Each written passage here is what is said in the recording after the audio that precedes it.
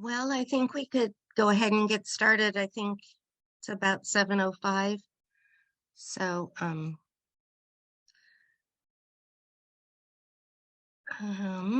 think we'll start with Melissa, who did I forgot to bring her bio up.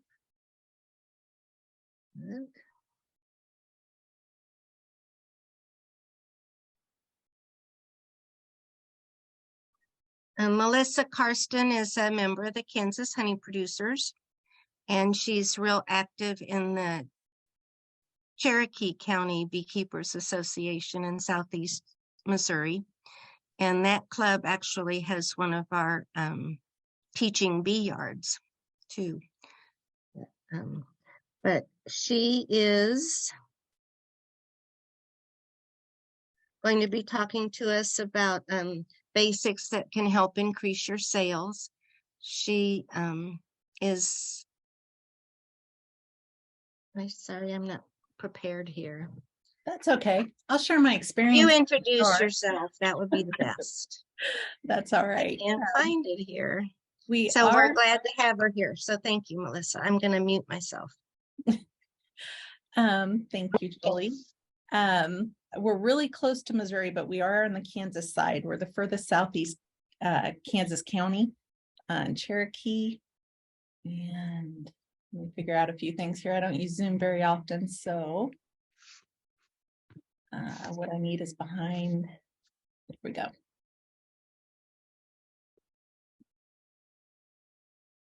All right, can everybody see that okay? Yes. All right, so I work for Pittsco Education. I started with marketing department there in 2006 as a graphic designer. That's what I went to school for, primarily in print at that time, and then we slowly migrated to digital.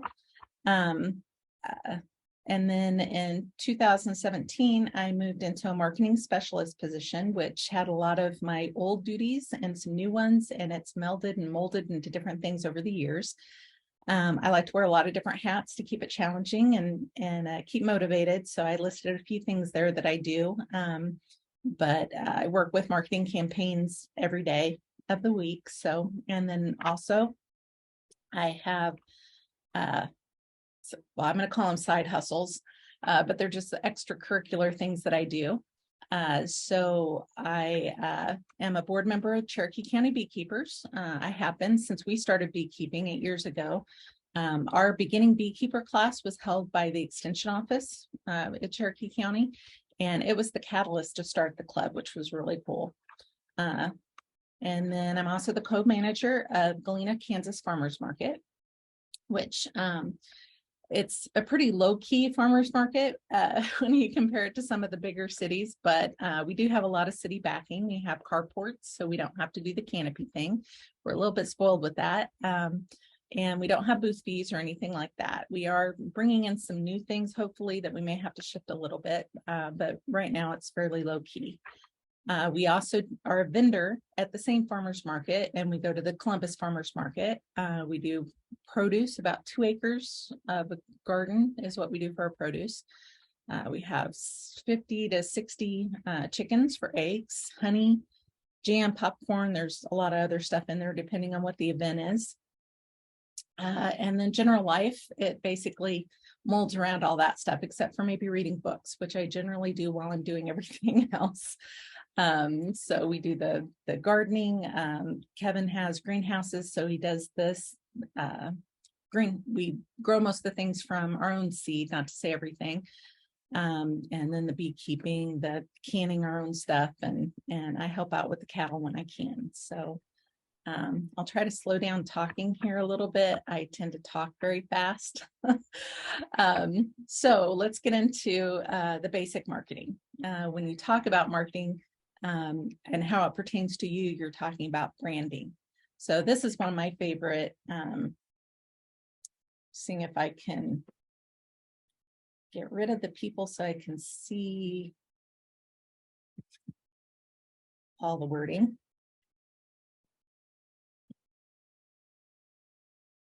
Does anybody know how to get rid of the people on the right-hand side? You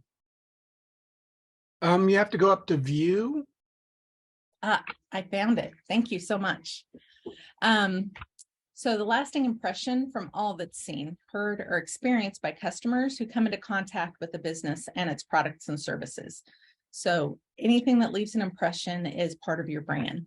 Most people think of the packaging and that type of thing, but it actually extends beyond that.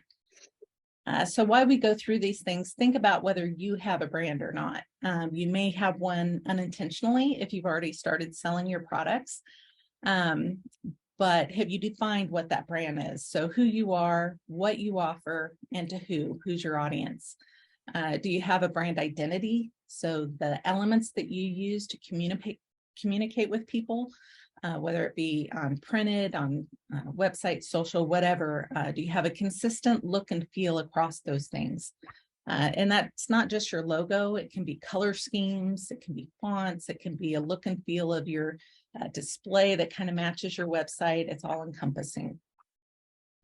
So these are some things that fall in with those impressions. So packaging, it's the material the packaging's made out of. Is it plastic? Is it squeezable? Is it glass? With the squeezable, does it have a small opening, a big opening? There's a lot of things to consider besides cost when you're looking for packaging for your product. And then labeling, which we'll get more into the labeling a little bit later. But it definitely has an impact about how people feel about your business. You have the printed materials. This is a business card, but it could be posters, it could be flyers, anything printed. Signage, it could be included in the printed, but this is a banner that we use for the booths when we go to events for our club. It could be signage by the road, signage at the booth for your different products, pricing, anything like that. Your website, if you choose to have one. Some people use social media. Is there a place to connect with customers? Advertising, and that can be in print or online, making sure you're designing to what your customers expecting, connecting with them. Your environment, I hope it doesn't look like this, but if you consider what they're seeing when they're walking up to the booth, if they're buying at a retail store, what it looks like on the shelf, whatever you have control over. The service leaves an impression of how you interact with the customer. Are you pleasant? Are you on your phone? That can leave an impression. And of course, your appearance. It's if you're selling something, doing demos, you have a t-shirt, it's spotted, that can be explained. But if everything is packaged up, you want to have a neat appearance. You want to have a welcoming presence so that people feel like they can walk up and talk to you. So you're approachable.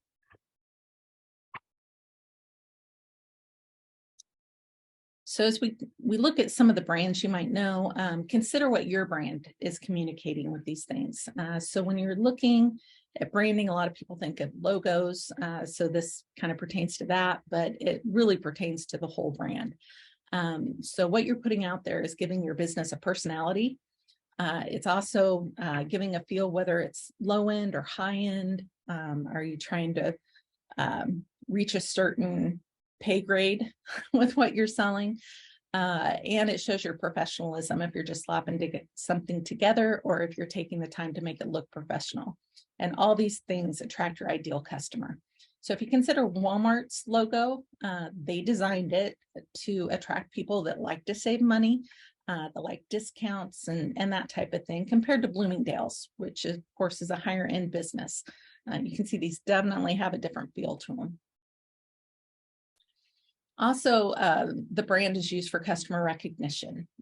We buy what's familiar. So if the brand is consistent across your different products and what you're putting out there, if it's a flyer on the wall, they're walking by and they can recognize that it's you, it's going to help your business. It also helps when people are trying to explain to somebody, do you say it's the booth? They're usually in the middle of all the booths, kind of thing, or can they remember what your name is, what your brand is, to share that with somebody else? It also helps you stand out in saturated markets, and everybody has competitors. I use this example because I'd never heard of Berman's before I put this presentation together. So that's not something that I even look at when I go to buy Miracle Whip. That's what I grew up with. That's what I know. I trust it. It's consistent. I know I can depend on it. The other thing is standing out in your market. Pickles, lots of competitors, but you can see Vlasic at a glance stands out compared to the others. They shifted away from what all the other brands were using for their colors to make it stand out on the shelf, so you can quickly identify it. So what are some reasons you might want to brand? One is customer loyalty. Your brand, it makes an emotional connection with the person. So that's why when we talk about colors and that type of thing, you want them to feel good about the brand. It leads to repeat customers. It makes it easier to search you out, whether it's online or wherever they're looking. And there's a cost for new customers, whether it's time or money. You're communicating with your customer, that time that it takes to answer questions, for them to get to know you, all that type of thing. Your time is valuable. If you're putting ads out on social media or other places, you want to connect with these people and get something for your money. That didn't cover, but if you put an ad out there, you have to take what you pay on an ad and you average it out to the number of new customers it creates. So that's how you're looking at a cost for a new customer. The other thing is trust or credibility. By answering questions and sharing resources, you're going to build that trust with your customer. Show them that you put energy into your presentation. It shows professionalism, that you care. It's also going to make them buy if they like you. If they get to know you on a personal level, it builds that trust. By putting the time into what you're doing, and you can build some confidence, take pride in what you're doing. Of course, this is not selling honey. Well, I guess it does have honey in the bottom, but you can tell that they took pride in what they did, and they took the time to make it look nice. It's attractive. It's easily identifiable. There's definitely a brand feel to it. So the other plus for doing a brand is that once you get that customer and you decide to do a new product, it's easier to get them to look at it or to try it. The example I like to use is Burt's Bees, because I was a chapstick fan of theirs. When you go to buy their chapstick, depending on the store, they have a display area. So it has the chapstick, but it has their other products, which led me to trying their lotion, which I now have on my office desk that I use every day. But when I go to buy it, I glance around, see if there's anything new that I want to try, because I trust that product. So how are you going to brand for yourself? When you make your plan, I truly believe in the keep it simple. And do an outline of what you see yourself doing, and then researching your competitors. Whether you're going to go at a farmer's market, visit other farmers markets, visit the one that you plan on going to, see what other people are doing. You can be inspired. You can make sure what you're planning is going to stand out. If it's a flea market, go to the flea market you plan on going to, see what they have in there. Visit other flea markets, do some research online for the industry of what you're selling, and then identify your target audience. That could mean look at the age of the people that you're looking for. Is there, do you sell a product that's specific to a gender? Is there a connection with other hobbies and that type of thing? If they buy your product, they tend to be sports minded. Look for those things that you think your target audience is, because then you're going to use that audience as a basis to make decisions when you're deciding where to advertise and all those things. So of course you need a business name, which I'm sure some, if not a lot of you already have. But your business name is a part of your story. That makes it a bigger part of your brand. So I use K&R. That is our vendor business that we use. A lot of people ask, well, why isn't K&M? Because Kevin and Melissa, the K&R stands for Kevin and Richard. Richard was Kevin's father, and he taught him how to do everything he knows with gardening. So we wanted to honor that. Don't plan to change it, because then that confuses people. If you come with a different name in a month, you're going, is this the same business? Did it get bought out? You know, it just causes confusion. You basically have to start all over again. You want it easy to recall. If it's a really long name, this has farmyard at the end. When we talk to people, we normally drop that and just say K&R Garden. We put it on there so that we can expand later to other things. It's easy to hear and say, spell, because if they get home and they want to look you up online, or if they're communicating with somebody and they're trying to recall what your name is and it's 5 words long, it may be difficult. Some people will be very product specific with their logo, and doing that just leaves less opportunity in the future to grow and add other products if it's ingrained in the product label and that type of thing too much. As long as it can be translated to different products, then you're good. Sure to make sure that it's not already taken. With the smaller farmers markets, you don't see a lot of problem with this, but always think about expanding and growing in the future. You never know where you're going to land. Also, when you go to get sales tax license, that type of thing, you can't have the same name as another business in the same industry. So it's just going to help you in the future. So now we need to get a logo. What are we going to do? Some people like to cut corners when it comes to logos, which generally costs more in the long run. If you have to do that, no judgment. Just consider, if you have the funds to spend a little more on doing some of this work, then it's going to last you longer. It's going to be functional for a longer period of time. You want the logo to evoke a feeling. So are you going for a vintage look? Do you want something that's more modern? A lot of things can contribute to that, like the color and the font. Simplicity is best, and part of that is the variations in your logo. If you have it on a lot of different things, we talked about printed and t-shirts and all that kind of stuff. It's going to translate differently when it's big compared to when it's small, like on a business card. So I actually used, and I'll zoom back out for that link, but I used a generic make your logo online website to do these. So you can get a decent logo from it. Keep in mind that it is generic, that other people can use the same elements. So it's not going to be as unique as you might be able to get from other sources. And I scanned back out. I don't know how many of you are familiar with QR codes. They showed up for a while and then they were too difficult to use, but they've come back in recent years, because most phones now, if you go to your camera and you hold it up, you have it on photo, it will automatically pop up that website. So you can just click on the QR code on your camera screen and it will pop you over to a browser and open that page for you.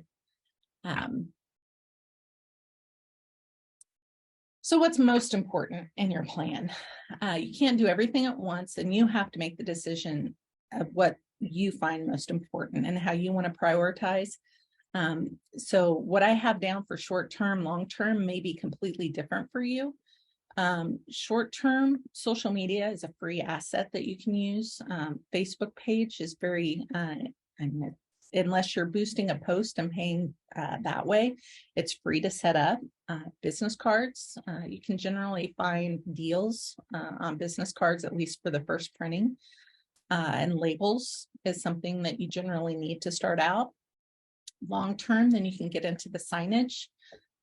If t-shirts are great, whether you're selling the t-shirts for other people to wear and spread the news about your business, or if you're wearing them so that people can identify your booth, you're part of that booth and that experience. Displays and websites, like we've mentioned. So here's an example. Use that bee house again. These are three very different things. They have the bee house on all of them, but if you look at the t-shirt, it's not quite right. There's compromises that you might have to make, like with imprinted sportswear, they generally have colors that they keep in stock that are just generic colors. So they'll have like navy blue, they might have this royal blue, they have a like stock orange, a stock red.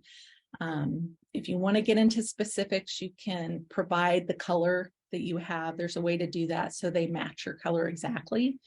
Not saying you have to go to that length, but like on the t-shirt, they could have put a block around it to get that square feeling around B, and then reversed it out so that the letters weren't there, just the block with the B punched out of it.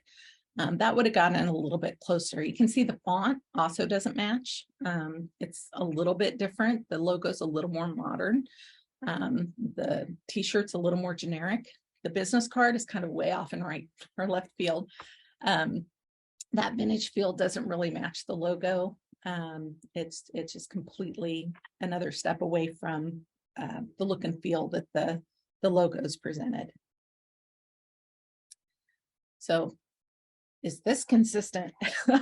They have the website that you can go to. That's their business card. It's very uniform across it all. It doesn't have to be this specific. They've gone for a very minimalist look. But if you have those same elements that are across that are matching up, that's awesome. So we'll say, yes, this is definitely consistent. So if I mentioned the logo makers that you can do online. If you're not an artist and you don't know where to start, you can hire graphic artists.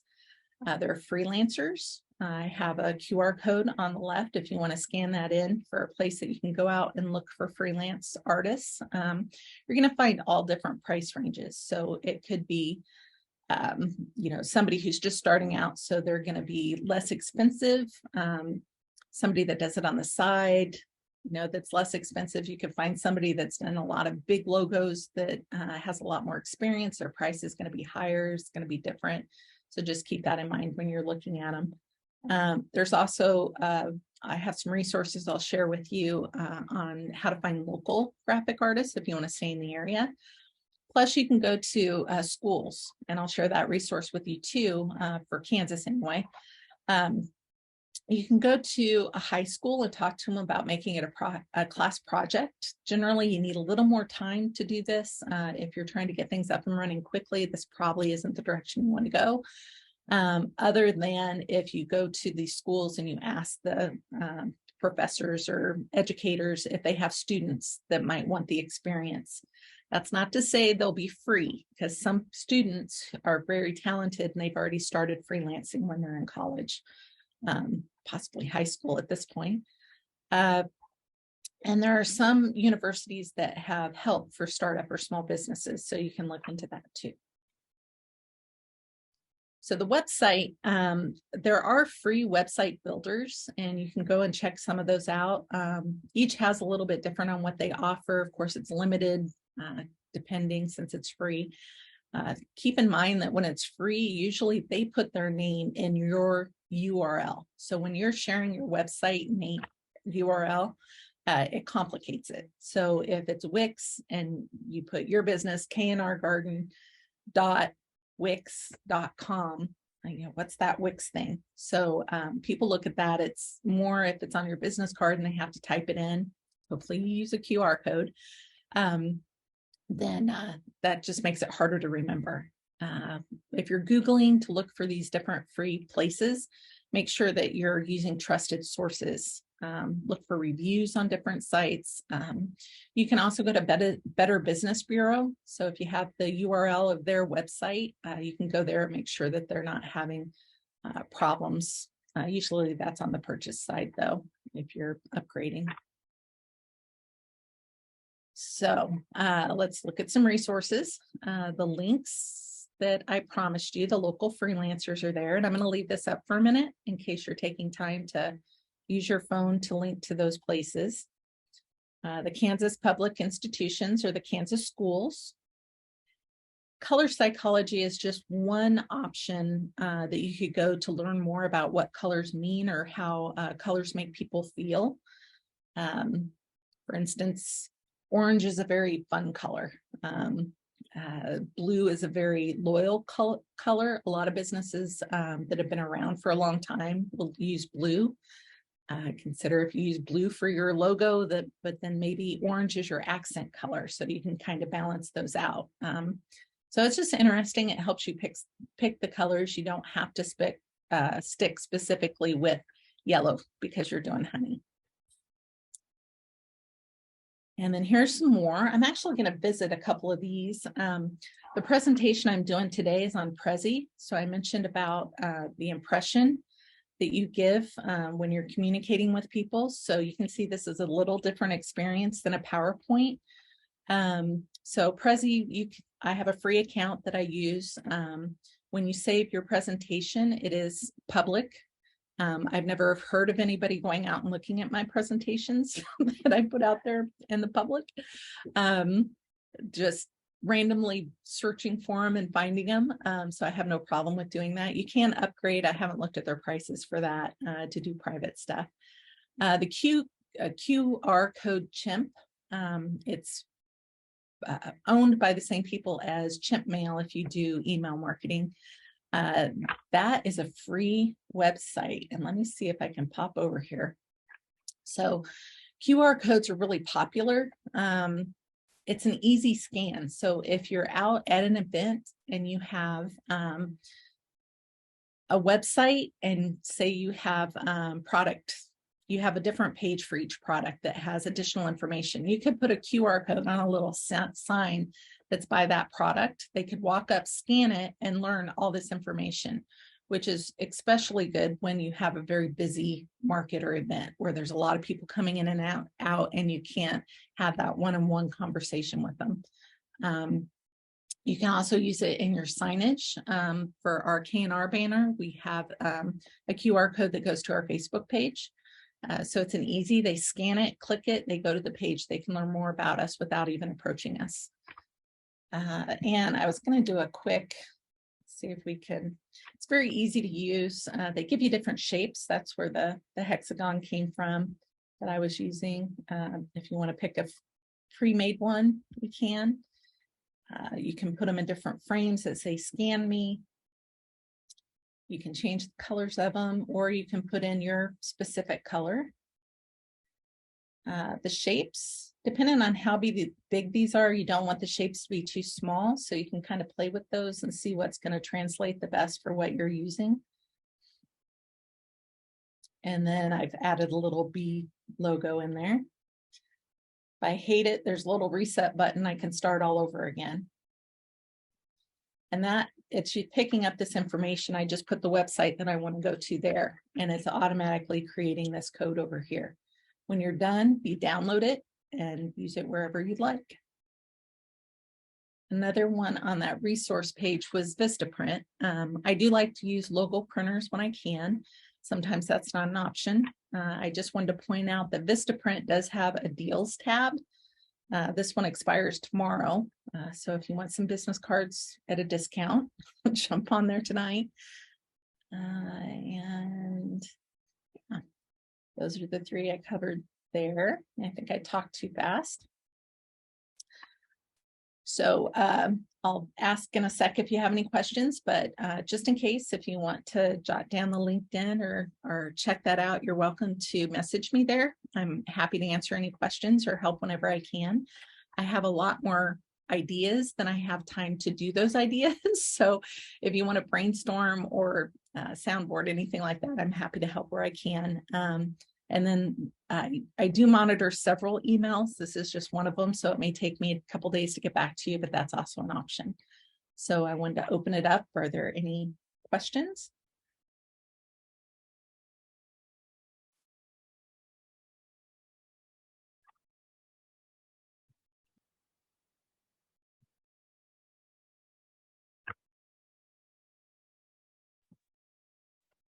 So Melissa, this is Becky Tipton. Yeah. some of our people have been doing this for a long time, Mhm. like us. And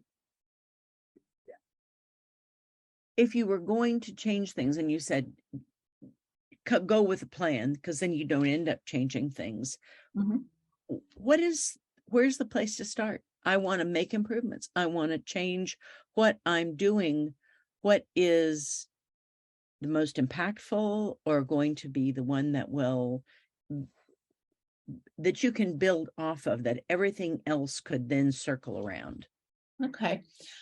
So one, I'd suggest, when I said changing things, the business theme is the most important. Logos do change over time, and usually people get that.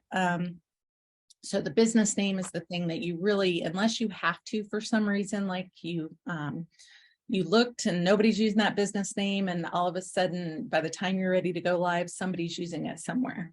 There's reasons that you might have to change it out there, I'm sure. But the logo, I try to use elements because, like I said, with your logo, you kind of have a story behind it and that type of thing. So, is there a bee on your logo, and you want to do a different kind of bee, or is there a color scheme that's really dominant? Maybe you have 3 colors that you've used in your old logo. Since you have the same company name, you have more, you can take advantage of changing things or morphing it over to a different logo. I would suggest trying to do as much as you can when you get a new logo. I understand that times are tight and there's paper shortages and all sorts of things. Something we've done here at work is sometimes we'll print a small run of something with a new logo or a new look, but we have to continue using the old until it's gone. Depending on how much you have to do and how that affects the look or environment of your booth or where you're selling, it can have an impact. So you kind of have to weigh, what is it going to cost me to throw away these labels? What's it going to cost me to stick with them for a while? Maybe there's a really good sell on banners, and I've been wanting to do this, so it's time I need to change it on your banner where it's big.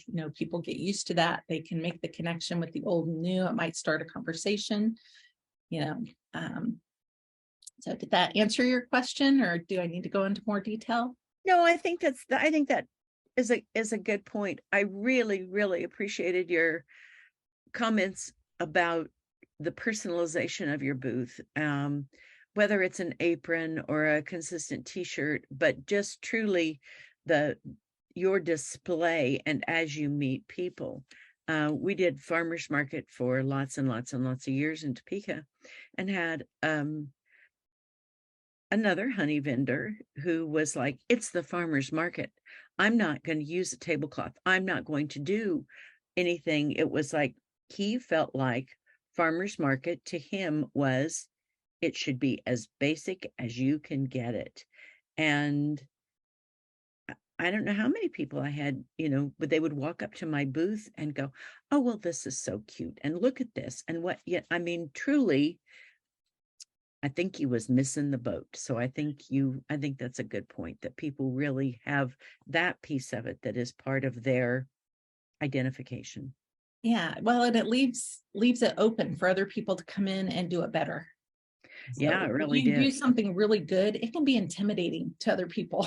And I've been to this farmers market. They have this one booth of honey, and they have every kind of honey creamed, all this stuff, and it's decorated to the nines. They have tons of customers, so you can't it can be intimidating. And that's not to say if you do see a booth like that, you shouldn't try, because if you have a good product and you can have time to build your audience, you can take it somewhere. So and our K&R, since we do produce and we deal with wet food and that kind of thing, we don't use tablecloths. We do use and we didn't spend a ton of money on our presentation, but we have kind of old looking boxes, and they're weathered, and we used cedar planks that you use for fencing, the wider cedar planks that are less expensive. Cedar lasts a long time, even with water contact. So, and we put them together ourselves. So it's not that you have to go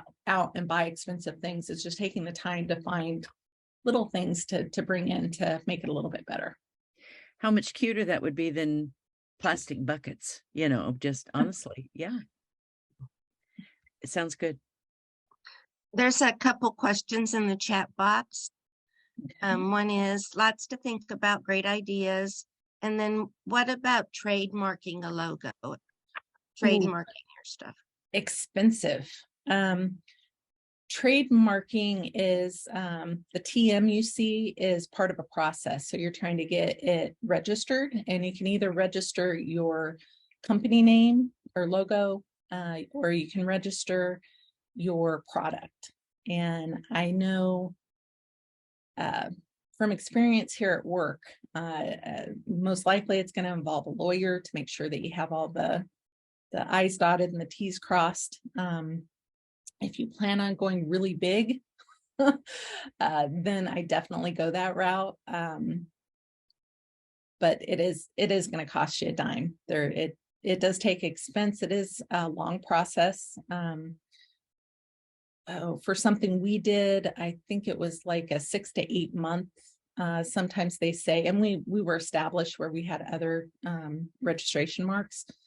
So it can take up to 2 years or more from what I've read or heard. If you want to use a copyright, that gives you some protection. A copyright is free. It's the little symbol with the C with the circle around it. I use copyright on, like, when I'm sending out emails for the club. I believe we have it on our products. You can use it on basically anything, and it's going to give you at least some protection. It's not guaranteed, but. Then another question was, why have a Gmail address instead of one with your brand website? And I'm going to answer that, and then I'll let her answer that. I've had the same website and email address for at least 25 years. And my email is like just archaic, and I can't hardly get onto it. I'm getting like 300 spam messages a day. So I am switching my email that I've had for so long, and it's flipping traumatic to go through this. It's like, I don't know, it's just awful, but sometimes you have to do things that don't match everything. So I'll let you answer it. So, well, our reasoning is because K&R is a supplemental business. So my husband's a full-time farmer and I work full-time. So this is just helping us out. If it were a full-time business, we would probably take the expense of creating a website, and then we would use it in our email. But as it stands, our Facebook page is our main source to communicate with people. And if you happen across it, I haven't been on there forever. So Galena Market is another one that I use a Gmail for. And again, it's based on Facebook and Instagram. And Yahoo is not, Yahoo, Gmail, it's pretty much all the same. The only thing you'll run into occasionally is if you do email marketing. Some of the free email marketing sites, when you send out your emails, they may not land in the inboxes like you'd like because of the Gmail. But yeah, that was our thinking. It's just an expense thing. Does anyone else have any questions? Because this has been really good, Melissa. Let's see. Yeah. I love that you shared your email address. You may find your contacts in your old email address and send them out an email change if you haven't already thought of that. Yeah, I've thought of it, but I have so many contacts from old beekeeping customers when we sold packages and stuff. It's like, in this system, I can only send out 100 emails an hour. So like when I would do the newsletter, it would take me 6 hours to send out Oh, 600. wow. What system are just- you using? Oh, my sister's into this green stuff and it's called Green Geeks and it's just kind of archaic. It's like I can't log on to the emails on my computer, but I can, it's just the technology hasn't caught up with it. But it was green and it's, you know, sometimes, and that's another thing, like you talk about logos. Sometimes people have family members do stuff and it sometimes you have to go with something that isn't really what you want, but the advice is free. So, Right. you know, Well, perspective changes over time, especially after you get some experience. So, mhm. yeah. But one thing I will mention, like with email marketing, HubSpot's what I use at work. Great tool. But the thing behind whatever you use is keeping your contact base. So trying to keep it up to date and clean, because when you're sending your emails, if you have a lot of bounces, that the email's old or they've changed their email, they've left the organization, whatever, then that affects your delivery. If you get a lot of bounces, then you're going to start hitting spam filters and all this other stuff. So it's just not going to reach your audience. So it's important to keep those contacts clean, up to date, and keep an eye on them. Another question, at farmers markets, do you sell a variety of products, veggies, and honey? We do.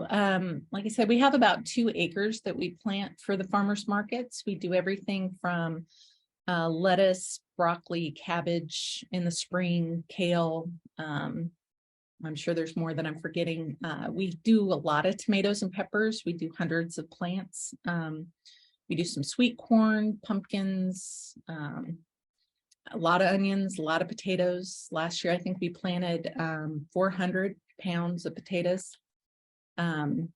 So yeah, it's a lot of variety. And then the honey, yes, we do sell. Kansas has this great, awesome, it's called the Senior Farmers Market Nutrition Program. If you don't have it in your area, you can contact an extension office and see if it's possible to start.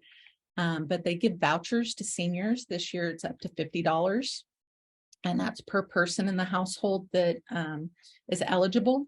It is based on income, but a lot of people that don't think that they're eligible end up being eligible. So it's worth looking into if you know anybody or if you want to start it in your area.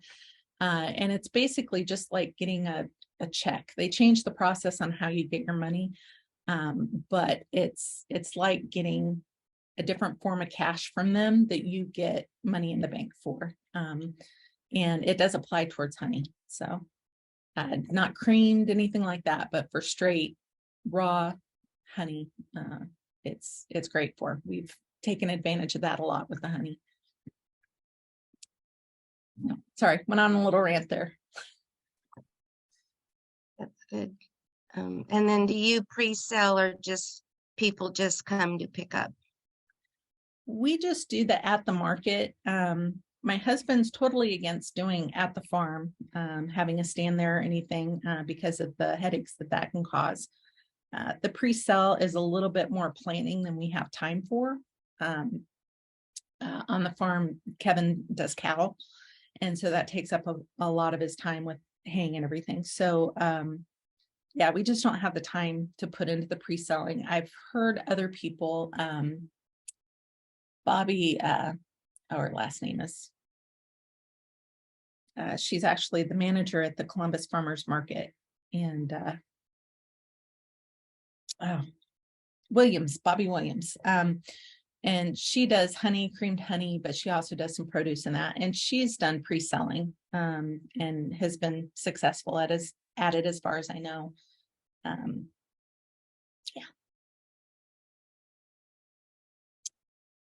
Printing my own labels, I do at this point. I have been looking at different vendors to get some printed because the ones I have aren't waterproof. And the printer ink is pretty expensive at the volume that we're doing. So yeah, that's a challenge, finding a printer on the labels that has the quality that you want, that is a good price. that has the shape that you need. I tend to go towards the standard right now. If you're really getting into it and it's full time, then you can get special shapes and all that type of thing. And yeah.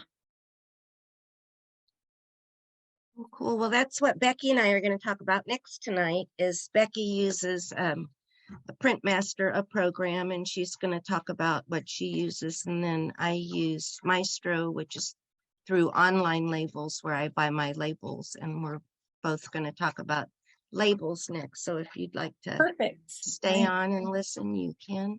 Definitely. Thank you so much for having me. And Well, Melissa, this was great. You had a lot of good positive comments, and I see a lot of things I'm doing wrong. So anyway, I was going to have new banners made, and I asked a friend to help me, and she called and said she had them done and she'd ordered them for me, and it didn't have my logo on it. It wasn't in my colors, and it was like $300 later. That's what we've used for 2 years. So anyway, it sometimes stuff happens. So anyway, well, thank you. yeah. Becky, do you want to go next? So, and you're muted. Yeah, thank you. Either way, Jolie, I am perfectly happy to go last, and maybe people will go to sleep. So do what you would like to do. That No, would be... I want you to go first. Well, okay, we'll try this. Let's see if I can share. Close that. And I haven't done this in a little bit. Share screen. Looks like it. Okay. Can you hear me okay? Yes. Thank you. Okay. So I'm going to be pretty brief. I have been printing my own labels at my house for quite a number of years. I use Printmaster version 7 Platinum. There is an updated version to that. I spent 2 days online trying to chat with people about Printmaster and got no answers as what would this newer version actually provide for me. I have no idea. I think that Printmaster's customer support is really awful, and so I'm spreading the word. I also use a MacBook Pro, which is, I understand from lots of people, easier to do labels on, and I will tell you that I am terrifically happy with my MacBook Pro until somebody asks me a question that has to do with PC, and I have no idea what they're doing. My printer is an HP Color LaserJet Pro, and I am very happy with that. So when you're making your own labels, here's your pros. They are available immediately. I go, Steve says, I need 2-pound labels, and I go print them. They are my design, good, bad, or indifferent. It is mine, and I own it. So that's kind of a nice thing. It's easy to change. All of the skincare products I make, the things that we do, if I need to change an ingredient, maybe I lose 6 labels because that's what I had in stock already printed up. It's easy to change and make it reflect what I'm doing today.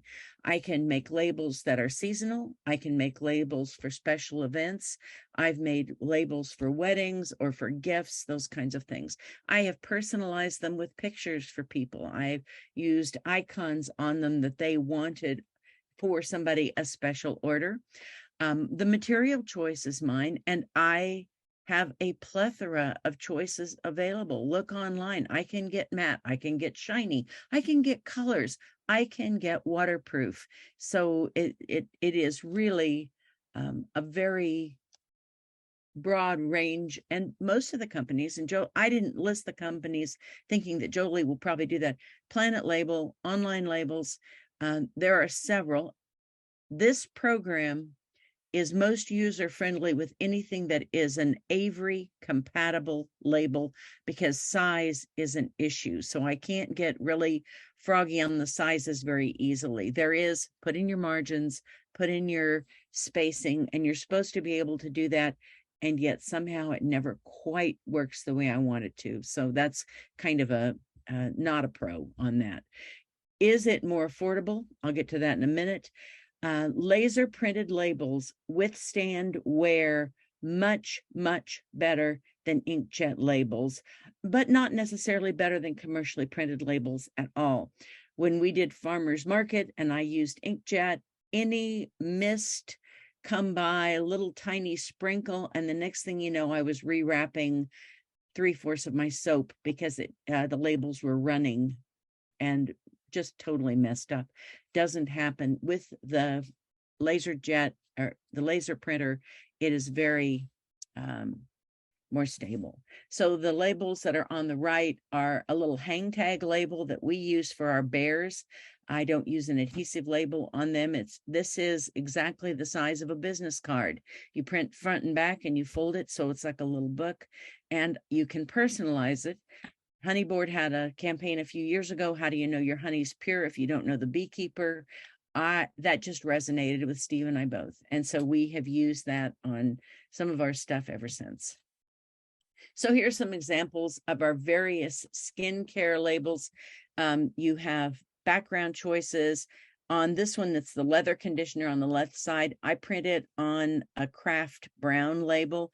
The little Be Merry was a whole series of things that I did that were bee Christmas related, and that was a little clear label.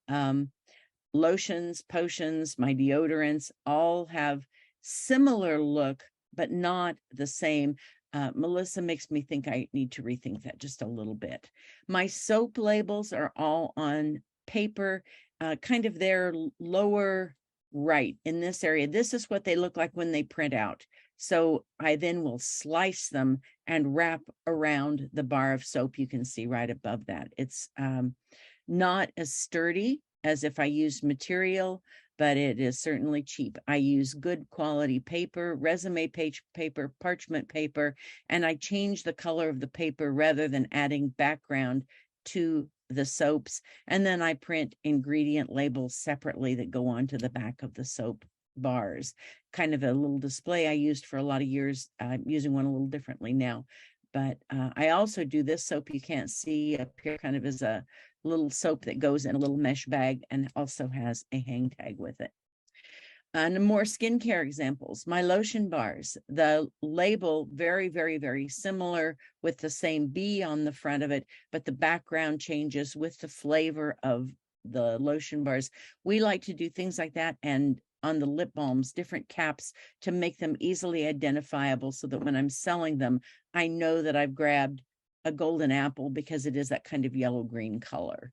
So the one below the lotion bars, that's got the mustache on it, is a mustache wax. It's on craft brown. We use little zip bags for our small lip balms because it makes them just a little less easy to pick up and put in a pocket, I think. I just think it makes just a little more substantial. And this is over on the far right side, a transparent label I've got done for beeswax butter. I'm not particularly happy with them. They tend to flake off a little bit. So if I really was wanting to use a transparent label, I might go with a commercial product. Some more examples of our honey and different kinds of labels. Steve sells our honey straws, and I will show you a picture of our little booth where we're selling most of our product now. And they didn't want to sell individual because they want everything to have a tag on it so they can keep track of that sale. We're not there all the time. And so these are bags from Uline. They have about a bazillion sizes. And then I make the label that folds over on the top of it. On the right side, they're on our Muth jars. That's the same little label that I use for our bears. This program, the Print Master, will also let you do a lot of advertising. And so these were two that I made this year, one for our Northeast Kansas beginning beekeeper class. We have little tear off strips that I would perforate so people could come in and just tear off the information they needed. The one on the right is for a beginning beekeeping class I do at the community center. And so they make some attractive advertisings. So making your own labels, the cons. How much time do you have? because it's going to take time. And if that is a concern for you, if that's the biggest concern right now, then this probably isn't something for you to take on, but it is a huge money saver. So you're going to have the cost of your sheet of labels from either whatever label you want, and you can get them at Amazon. They're just cheaper when you buy them from Online Label or from one of those other sources.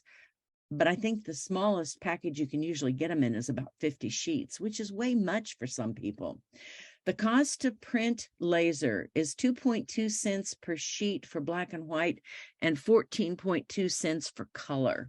So one of the most, and I found this online for inkjet, 5 to 10 cents per page for black and white inkjet, 15 to 25 cents per page for color. And when we used inkjet, I felt like I was at the store every month buying inkjet ink.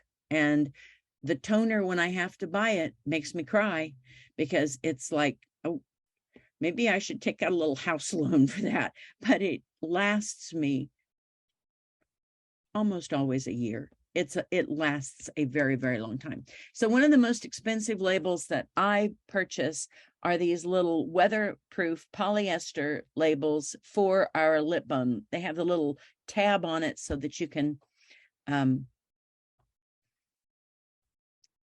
it's a security for your lip balm. Well, that's a joke, but nonetheless, it's what we do with them. So if you look at those, they're about 70 cents a sheet. This is from my last invoice I purchased. So 70 cents a sheet, and you get 12 labels per page, which makes the label itself 6 cents a piece. So if my printing cost me 14 cents for the page, that makes it about 7 cents per label. A friend buys them commercially. They're beautiful labels. They are just absolutely gorgeous. And she pays 30 cents a piece for them. Now, if you're going to do 100 tubes of lip balm a year, my cost would be $7 to label them. Your cost would be $30, and probably not worth you changing a single thing. But if you're doing 1,000 tubes a year, my cost would be $70, and the commercial lip balm would be about $300. So you're already a significant way onto paying for your computer or your printer and your ink for a year just with that one item. It really can be significant. And the fact that the labels are very, very durable. So cautions. Off-brand toner is available all over. It does a fine job printing on copy paper, but it often smears on my labels. So I won't use off-brand toner. I always use HP toner. Repairs and support. Think about if there's somebody available in your area, because this thing weighs a ton. It's all I can do to move it around. I don't know what it weighs, but it's also bulky and it's hard to handle. But always when you're buying a new product like that, think about where your support will be. Odd labels are hard to configure with the program that I use, which is the Printmaster. I've had limited luck using the transparent labels, which I think are beautiful, but they don't do well with this at all. I think you'd probably need to think about commercial if that's something you really want to do. Best to choose labels that are made for laser, but inkjet labels will often work as well. And the other expense that's a little hidden in this is that you'll buy things that just don't work. You'll want them and you'll think, oh, this will be great. And you'll spend a lot of time and a lot of energy doing it, and it will never work. And you'll just end up going, well, chuck that. And what did that cost me? So probably in the cost of everything you do, you should consider that. So this is our little 4x4 booth at its craft mall where we sell most of our stuff. You can see our little hang tags on our bears. This was at Christmas time, so we have some little Christmassy bears up there in the back, but you can see kind of the color theme. And of course, because of the yellow lids, we have used a lot of yellow in our labeling. But mostly I go go pretty natural. It's a pretty organic look. I don't do spangly and I don't do high end very much at all. So I'm going to actually try to show you the program. I'm going to make a label for you here real quick, but I love this. The 5 steps to financial success are: do not raise bees, do not buy bees, do not look at bees, do not associate with people who own bees, but never mind, you've already got bees, so too bad. All right, I'm going to escape out of here and I'm going to try to open this, and I don't know whether this will let me still. Hang on. Oops, wrong thing. That wasn't what I wanted. Shut. Print master. Okay. So somebody will need to tell me if they can see this as it's loading and if we can watch me make a label.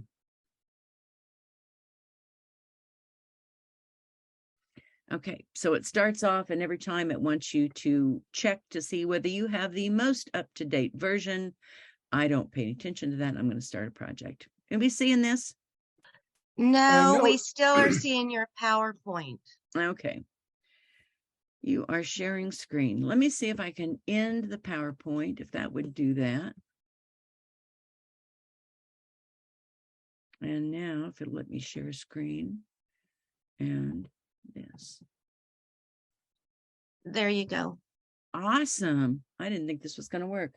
All right. So when you start off, it lets you create from a template. There are templates online that you can use. Create from scratch is what I almost always use. I do not use online content. You'll see that down here, I can choose recent projects that if I want to go back, and keeps track of those for me. So I'm going to create from scratch, and I'm just going to make a sign. It's not going to be anything special. From this point, Avery templates, banners, brochures, business cards, calendars, certificates, all this kind of thing. Printmaster is really about cards, making cards and making scrapbook pages and making signs and all kinds of things. It has a wide variety of uses, and labels probably is not anybody's biggest use for the most part, but okay. So here's my blank screen, and I'm going to start off and tell it I want a background. My background choices here are over here. I could go like, okay, I want something in floral in the background. These really lend themselves more to things like pages in a scrapbook, not doing my labels at all. So I'm going back to I purchased these separate from Printmaster and which one I want to use. And today, I think I'm just going to use this oatmeal-y one. Double click. There, it's in place. If that's too dark in your background, you can come over here and say, I want to fade that out a little bit so it's not so bold in the back. I can change it to straight color if I wanted to, just by choosing a colored background or something else, and go back to my original one. That wasn't it, but it'll do. Okay. And on that, after I've got my background in place, whatever I want, maybe I want a headline. And the headline will say something like, oops.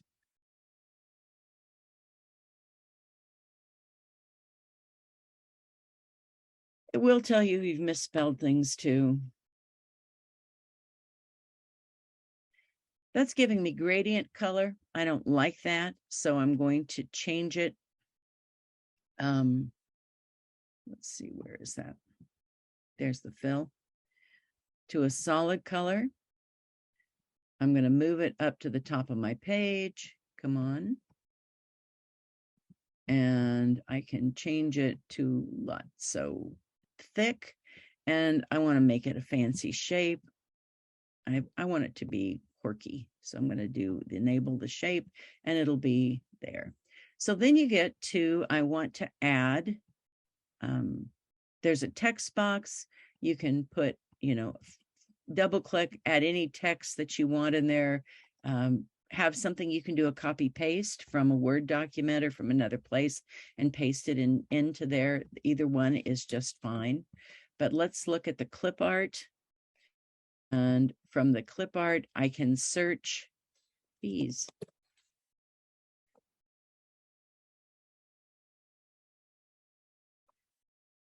They have content that is strictly commercial free or royalty free that anybody can use for anything. They have other that you're not supposed to use if you are selling stuff. I don't really pay much attention to that, and I don't know that it makes any difference. So here's my little buzzy bee. I can add other things. I can move him around if I want. I can flip him over. Now he's backwards. That's not a good option. I can change the color on him if I wanted to recolor. Let me think. I think that's really ugly, but I can recolor things if you want. Then you can add shapes to it, like arrows, to point out that your bee is really, really cool. I need him to be a different color. Let's make that. So you can see that it is pretty darn easy to manipulate these, save them, give them a name. You can export them as PDFs or JPEGs and then share them with the world, put them on Facebook, do whatever you want. So I went through that pretty darn fast. I've used this for a long, long time. It's served me well. It's been long enough. It owes me nothing, that's for sure. So questions about the Printmaster labels?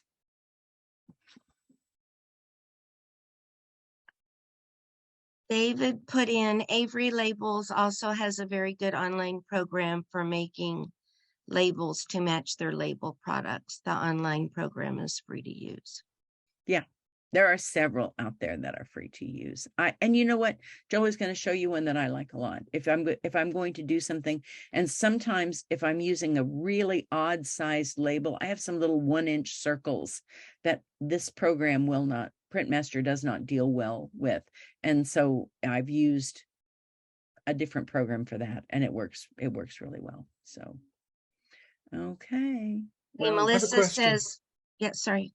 Go ahead. Melissa says Canva, CANVA.com is also a good resource. Okay.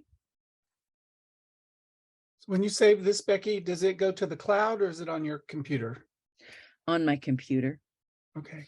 You can of course save it to the cloud and do that if you want, but I tend to keep things here while I'm working on them. And then I have an extra memory disk that I will put them on to try to, if my computer gets too full.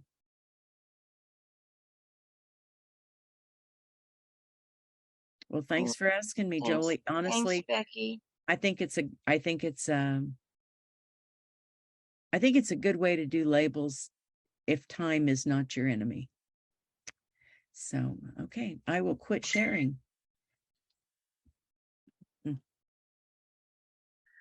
So I actually used to use Printmaster, and then I had years worth of labels and everything in there, and I got a new computer. And when I upgraded the program, none of my labels transferred, so I just chucked it and went to this other program. So I also have professionally made labels made for our honey. And we had these done before I ever made any value added products. My logo I had done by a woman that Randy Knotts knew. Randy Knotts was a beekeeper in the Kansas City area 30 some years ago.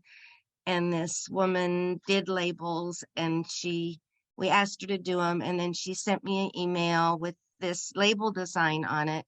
And she said, my grandfather in China is sick and I'm leaving the country. Here is your logo. And so that's how I got my logo. So when we first had them printed 30 some years ago, there was a plate for every color. And we just had everything reprinted this summer. And every time we had something to change, it was really expensive because they had to do all these different plates. when we had these done, it was like $30 for them to do each new label. I got color in on the center here, where I just had it on some labels, but not on all labels.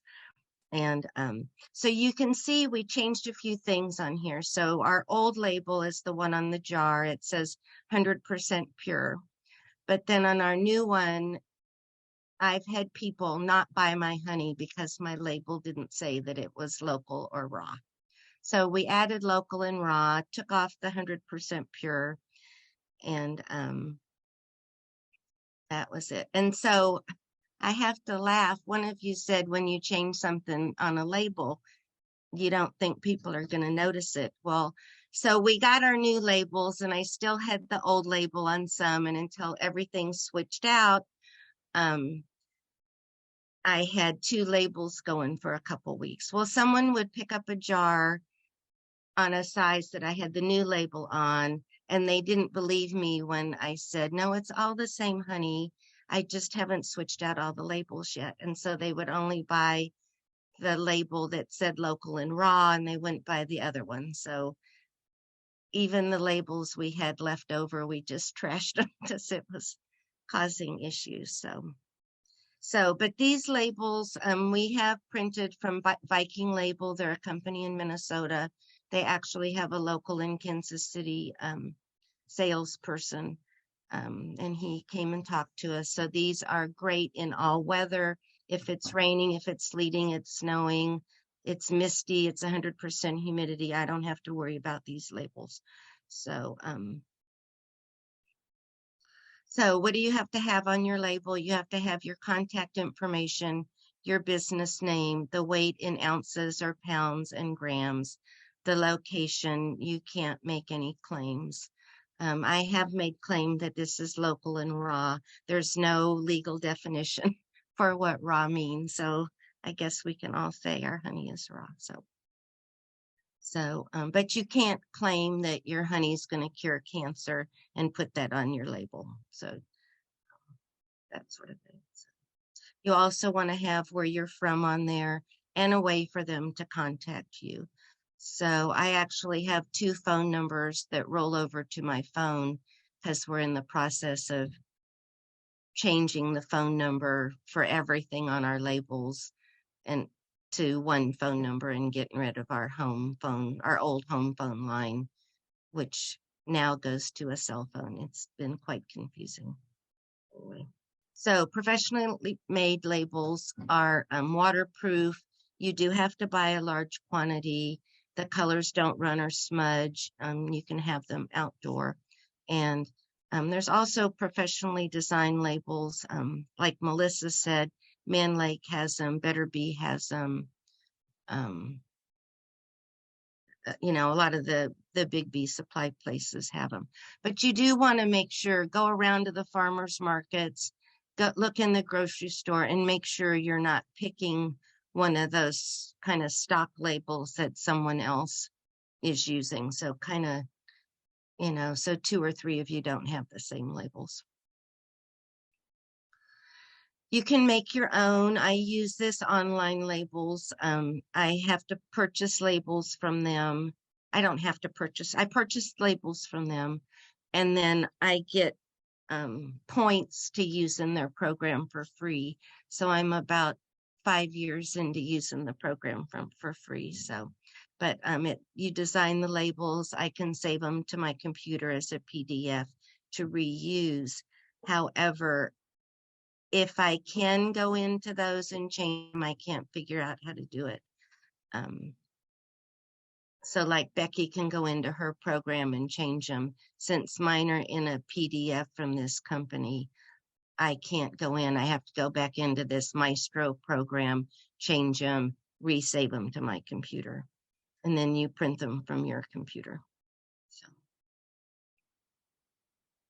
Okay, so I'm going to attempt to do what Becky did. I'll finish this and then I'll go back and do that. So this program is sponsored by the Kansas Honey Producers Association. If you aren't a member, we would love to have you join us. We have a spring meeting coming up in Salina, March 10th and 11th. You can come for one day or both days. It's a Friday, Saturday meeting. And the information is at kanshoneyproducers.org, our website. And the program is on there. And it looks like it's going to be a really good program. Some future programs for the Making Money with Your Bees next month on March 16th. We're going to talk about pollination services, the pros and cons of contracts, moving bees for pollination. We know people who are taking bees to Texas to work their bees. They're also taking bees to California to the almonds. You might have a local orchard that's contacted you. We move bees on local blackberries, blueberries, strawberries, and apples. So we have 2 people talking about that. And then in April, we're talking about agritourism, and that's bringing the people to you, to your farm, what you can do to get people out, how you can kind of reinvent your business, or sometimes something happens in your life and you just need to change what you're doing. And we're going to talk about that and resources of how you can do some of that. So I'm also teaching a soap making class through NECBA. It'll be the end of March.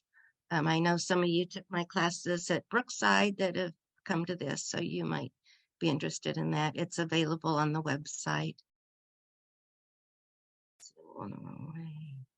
And then that's my contact information. Okay.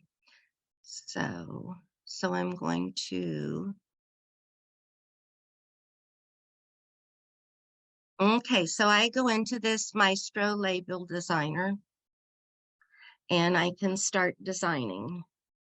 So I have a choice of, and what you do at the beginning is you pick what label you're going to use and you just type in the label number of their product. I will say a lot of the online labels will tell you what Avery number they are. And so that's helpful for some of you who might be using the Avery program or already have a lot of Avery labels. But so to make a label, I would pick my label. I would pick my font like Becky did. I can do different shapes and different things. I have an inkjet printer, and so when it's raining, I don't even put my soaps out because my labels and everything get ruined. So I leave some of my stuff out, but I'll just leave my soaps in their plastic box. And if people want them, they can take the lid off. And I don't glare at them when they do that. But my lip balm and all that, I can go ahead and keep out. But I can add a text box. I can use different fonts. I can choose colors, different shapes. I can have my words go in a circle and that sort of thing. I can also open all my designs. Becky was talking about this lip balm thing. I mostly print in black on different colored labels. So I have like 10 different labels. My lip balms I do in different colors, but so for my soap labels, I'll have like 10 different colors. If I need to edit something, I can go in here. I have to save it. So I might print in black, but my labels will be different colors. Which, like Melissa said, maybe they should all be the same color, but it's been my thing, and that makes it really brightens up my table, I think, to use the different colors. I try and be consistent with my Heartland honey and kind of a half circle, which doesn't match my logo. So just listening to her, I can see a lot of different things that I do wrong. So you can bring designs in. Our creamed honey labels, except for the maple pecan, are all purchased. We get those from Viking Label too, so that we added. So anyway, so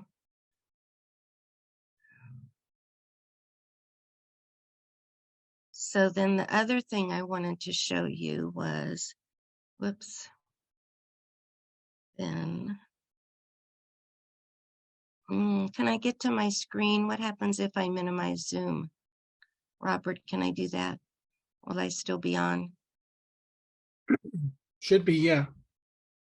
Okay, oops. Um, Click that. Then I have all my labels in this program, and I can just pull them up. Are you showing a program? Because we're still seeing your beautiful face. Oh, you are? Can you see it now? No, Oh, because I didn't do share screen. right. Okay. Thanks for saying that. So do I know how to do that? There's Zoom. How do I get back to, oh, there. I might not be able to show that because I can't figure it out.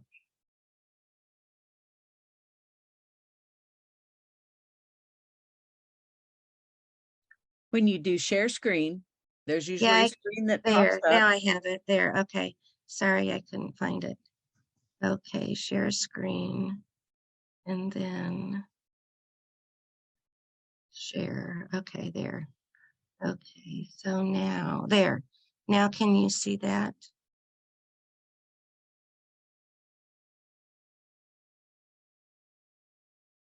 Can you see my label there? Yep. Yes, yes. Okay. Okay, so this is from my program. So this is a PDF. So does anyone know if I can change anything on it? Not the PDF. Okay, that's what I thought. Okay.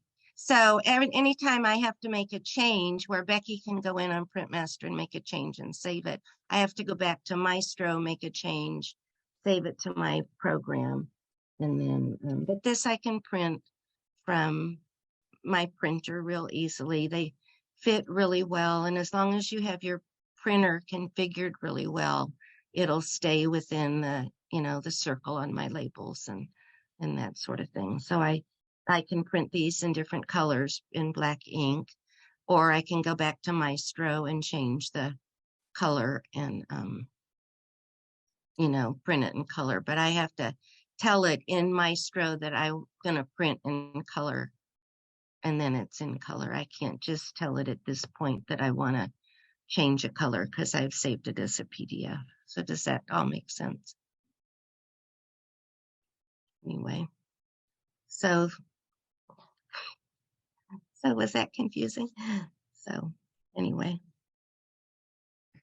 It is confusing, but Maestro is such a user-friendly program. When you get in there and you start clicking on it, it's like, oh, this makes sense. It's easy to use. It really is. Well, they upgraded the program and I went into, well, Joe needed something printed last week. And so she came over and I was showing her the program. And, I did that half circle for Heartland Honey. And I messed around with it today for an hour and I couldn't figure out how I did that. So sometimes it takes, I wish I had a teenager around because they could probably do 2 clicks and have it figured out. But anyway, if a 72-year-old can do it, some of you others can do some of these programs.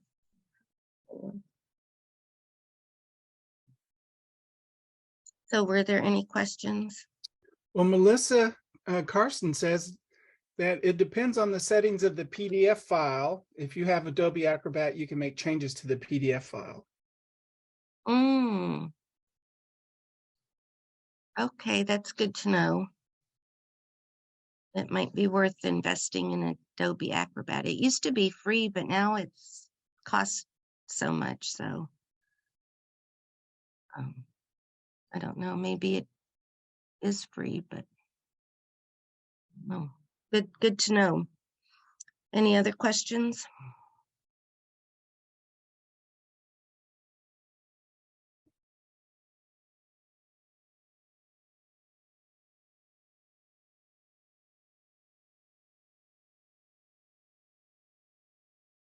So we kind of went over tonight, but thank you all for staying on.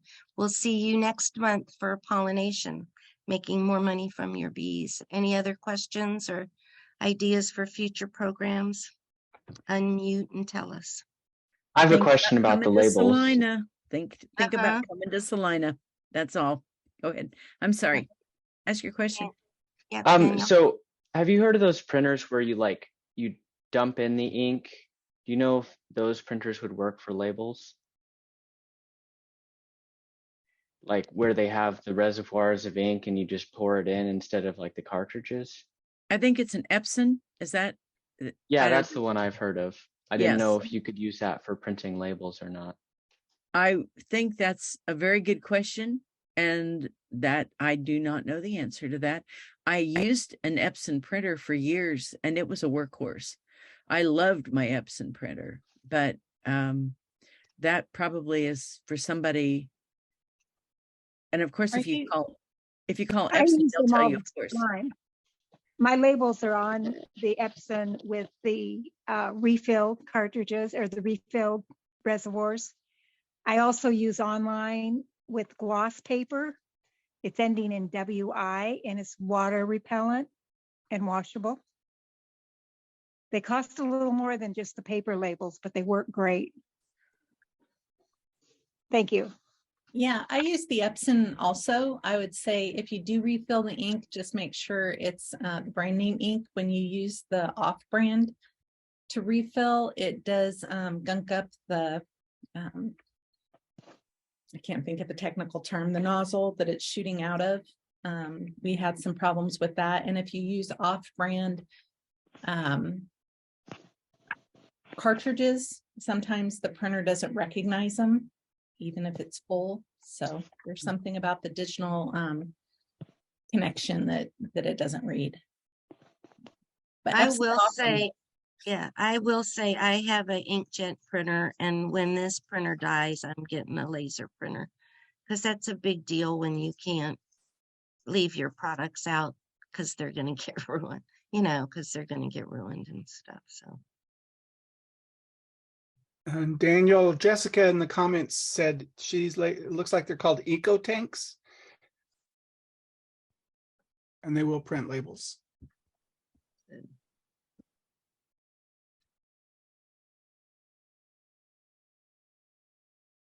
Oh, someone's saying, have you tried the online gloss labels using inkjet? I have tried them. I tried them on my lip balm tubes, and it like scratched off, they didn't stay on. They were a mess. I had to rip them off and buy new labels. So, and that was actually, it was the water. I bought the gloss ones by mistake.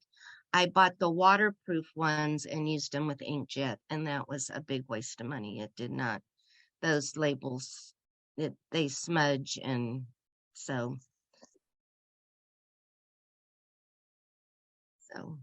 like Becky said, I have a lot of stuff sitting around that I bought thinking it was a really good idea, and it wasn't such a good idea. So All part of the fun. Thanks, Jolie, for putting together another good program. I hope you guys will come to Salina. I'm going to leave tonight. Good night. us too. Thanks, you guys. Thanks for hanging in there with us. And Melissa, thank you. That was great. Appreciate it. Just what we wanted. I tried to get the honey board to do it, but they said no.